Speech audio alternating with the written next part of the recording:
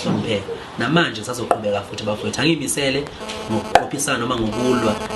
nanoyedwa umculi kaMaskandi ngoba ngisekho kulelo zinga ngisezingeni lami ngedwa njengamanje lokuthi ngikhuphule umculo kaMaskandi uye phambili noma uye phambili uphezulu ube impumelelo bafowethu ngizocela futhi ukuthi sengiphetha ngixwayise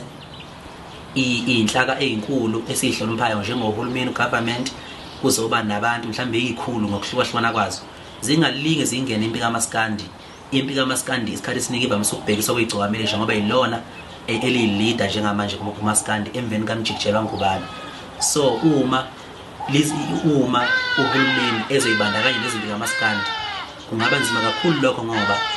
njengamanje akekho umculo kaMaskandi onabalandeli abaningi njengami uma kufanele kuvotwe njengamanje kufanele kuvota fanele sigqugquzele abantu ukuthi bayovota ngelanga lokuvota kungabuhlungu uma ngathiwa nami